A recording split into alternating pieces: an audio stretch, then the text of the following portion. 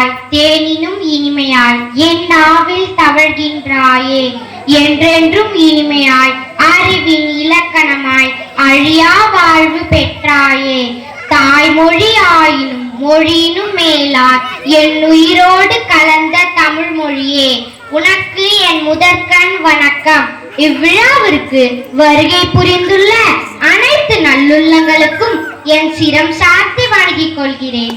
எனக்கு பேசும் வாய்ப்பை நல்கிய அன்பு மகளிர் குழு தாய்மார்களுக்கு நன்றி கலந்த பணிவான வணக்கங்கள். வீறு கொண்ட பெண்ணினத்தின் வீர திருநாள் இன்று. மங்கையர் அனைவருக்கும் மகளிர் தின வாழ்த்துக்கள். திக்கட்டும் ஒளி கட்டும் பெண்ணியமே, மங்கையராய்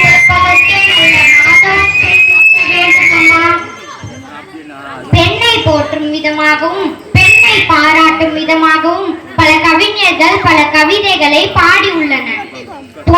பெண்ணை போற்றும் நாடே இம்மண்ணுலகில் உயர்ந்துள்ளது. நாடு மட்டுமல்ல பெரியோர்களே, வீடும் தான். நம் வாழ்க்கையிலும் நம் சமூகத்திலும் பெண் என்றும் உயிரில் பெண்ணின் முன்னேற்றத்திற்கு ஊக்கு அளிப்போம். சமைக்கின்ற கரங்களும் சரித்திரம் படைப்பதை பூமி பார்த்திட வேண்டும். தூரத்து தேசத்திலும் பாரத பெண்கள்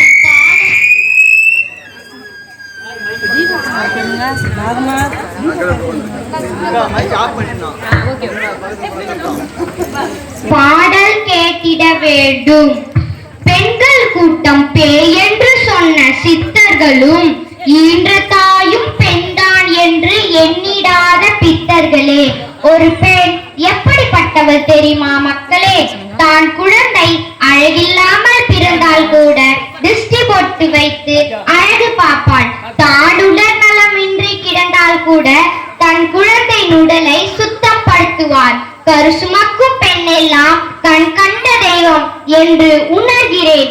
பெண் என்றும் உயிரில் சுவாசிப்பதால் ஒரு பெண்ணின் அழகு எப்படி இருக்கும் தெரியுமா? கோபத்தில் முறைத்தாலும் அழகு, மகிழ்ச்சியில் சிரித்தாலும் அழகு. பேசும் மொழி அழகு, பேசும் மொழி தமிழானதால் தமிழும் அழகு. இப்படி கூறி என் உரையை முடித்துக் கொள்கிறேன். பெண்ணே, மலராக இருங்கள், மல்லிகையாக அல்ல. தண்ணீரின் அளவிற்கு தானும் உயரும் தாமரையாக, பிறர் பிறக்கும் கொடியாக அல்ல.